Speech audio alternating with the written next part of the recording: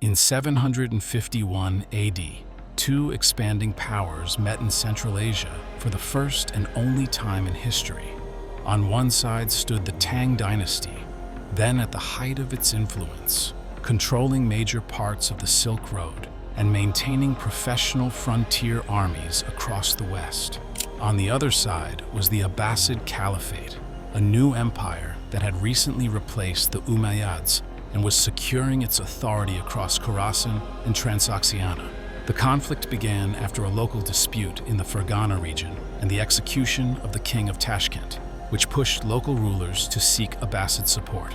Both empires moved troops toward the Talas River, each aiming to protect their regional interests.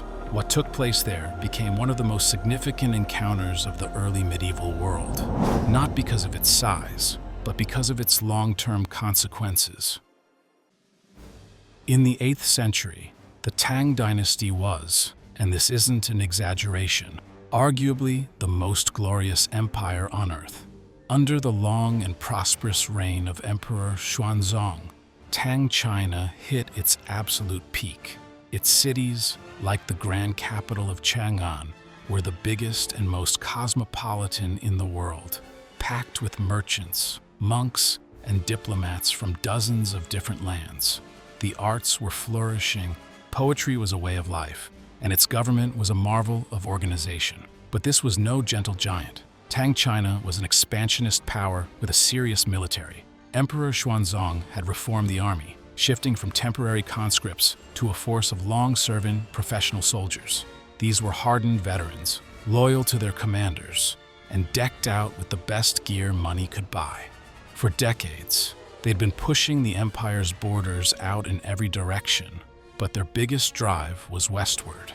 They projected their power deep into Central Asia, controlling the vital arteries of the Silk Road and collecting tribute from the city-states in the region. From the Tang court's perspective, the world was their chessboard. Meanwhile, a political earthquake had just reshaped the Islamic world. In 750 AD, just 1 year before Talas, the Umayyad Caliphate was violently overthrown. In its place rose the Abbasid Dynasty. The Abbasid Revolution was a bloody, brutal affair that saw a new power rise from the east. In a region called Khorasan, the Abbasids moved the capital from Damascus to the brand new city of Baghdad, signaling a major shift in focus toward Persia and Central Asia. Unlike the Umayyads, the Abbasids built their power on a coalition of Arabs, Persians, and other Central Asian peoples.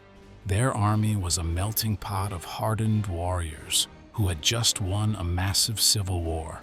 They were zealous, confident, and just like the Tang, they had ambitions. Having secured their power, they immediately looked to lock down their new eastern frontiers in Transoxiana, the lands beyond the Oxus River. It was right here, in modern-day Uzbekistan and its neighbors, that the expanding Abbasid sphere of influence was about to slam directly into the westward push of the Tang. Central Asia just wasn't big enough for the both of them. The direct cause of the battle, like so many great wars, kicked off with a local squabble that spun out of control. The flashpoint was the Fergana Valley, a rich and fertile region that sat right on the lucrative Silk Road. The small kingdoms here, like Tashkent and Fergana, had long played a delicate balancing act between the great powers surrounding them. The Tang general in charge of the western regions was a man named Gao Xianji. Gao wasn't ethnically Han Chinese. He was of Korean descent, which shows you how multicultural the Tang military command could be.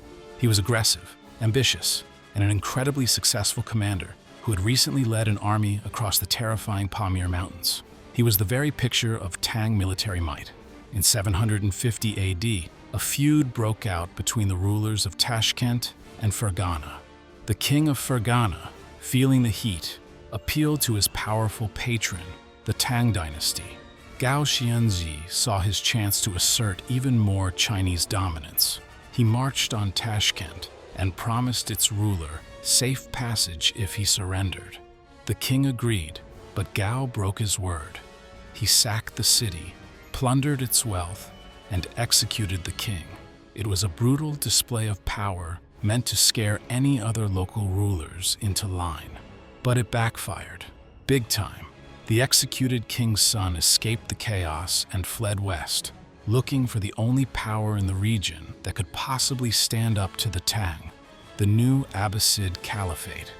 He showed up at the court of Abu Muslim, the powerful Abbasid governor of Khorasan, and pleaded for revenge. For the Abbasids, this was a golden opportunity. The Tang had just committed a blatant act of aggression on their doorstep. Answering the call would be a clear statement that a new power was in charge. Abu Muslim didn't hesitate. He sent one of his top generals, Ziyad ibn Salih, with a large army. The orders were simple: march east and confront Gao Xianji. The stage was set. On one side stood Gao Xianji, the conqueror of the Pamirs. His army of around 30,000 to 50,000 was a mix of elite Tang regulars and allied mercenaries. The core of his force, maybe 10,000 to 20,000 strong, were the professional Tang soldiers.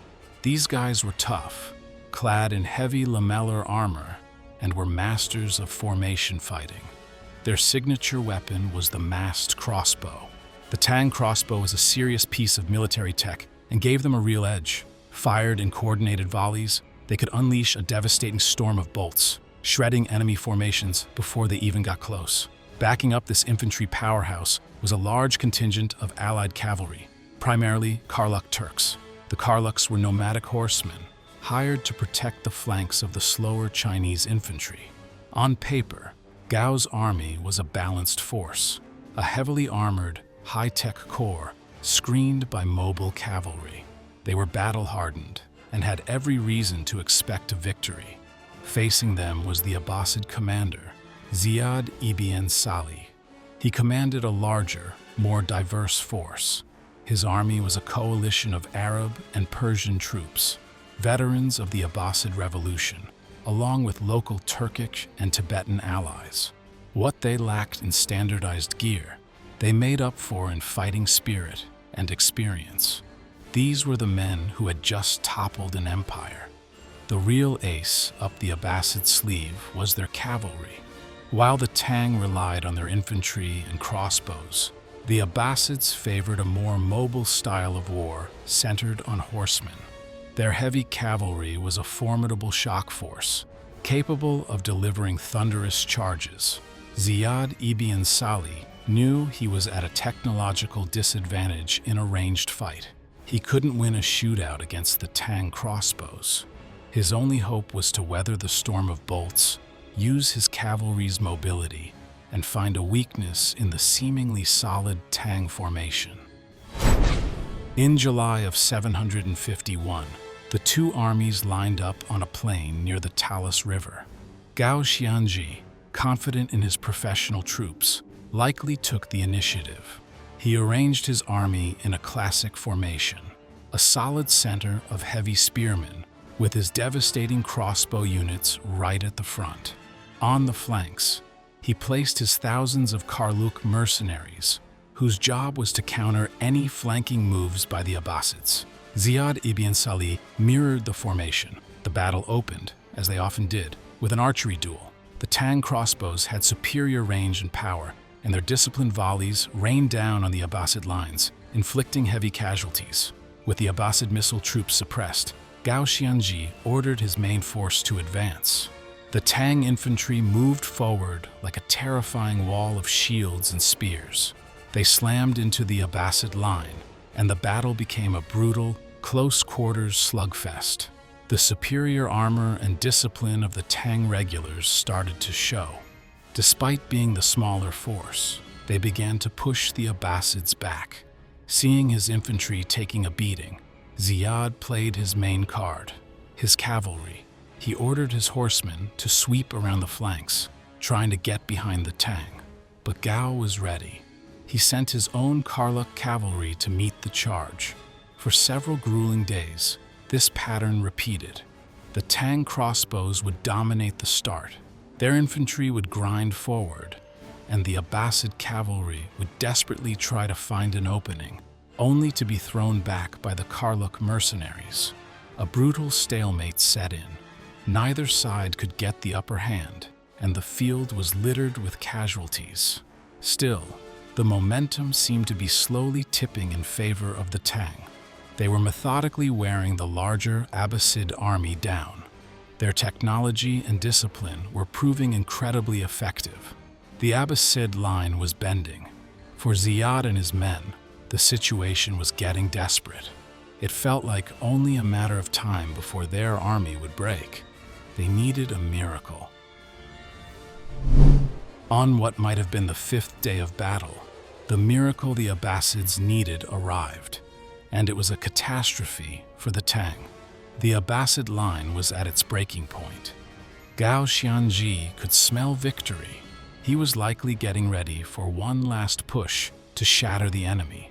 And then, the unthinkable happened. The Karluk Turks, the mercenaries making up a huge part of Gao's cavalry, the very men hired to protect his flanks, suddenly and catastrophically switched sides. Historians still debate why. Some think Ziyad had been secretly negotiating with them all along, promising them land and loot. Others suggest the Karluks, as a Turkic people, felt more kinship with the other Turks fighting for the Abbasids than for their Chinese employers. Maybe they just saw which way the wind was blowing and decided to back the winning side. It might have been a calculated move or a pre-planned betrayal. Whatever the reason, the result was instant and devastating. The Karluk cavalry wheeled their horses around and smashed into the rear and sides of the Tang army.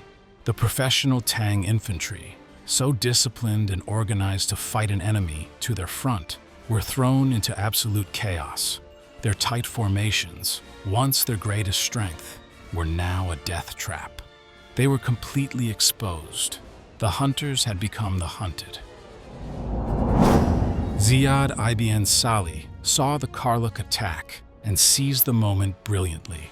As chaos exploded in the Chinese rear, he ordered his entire army forward in one final, desperate, all-out charge. His exhausted infantry found a second wind, and his heavy cavalry thundered across the field, smashing into the now disordered front of the Tang army. The Tang forces were caught in a perfect nightmare. In front of them, the main Abbasid army was crashing in with renewed fury. To their flanks and rear, their own former allies were cutting them to pieces. The shield wall, the pride of the Tang army, collapsed. Discipline vanished, replaced by primal fear. The most professional army in the world dissolved into a terrified mob. What followed wasn't a battle, it was a slaughter. Encircled and overwhelmed, the Tang soldiers were cut down by the thousands. The heavy armor that had protected them so well now just weighed them down as they tried to run.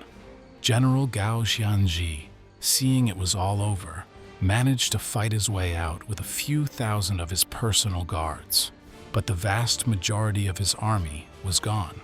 Of the roughly 30,000 to 50,000 soldiers who had marched so confidently into battle, Chinese sources suggest only a few thousand escaped.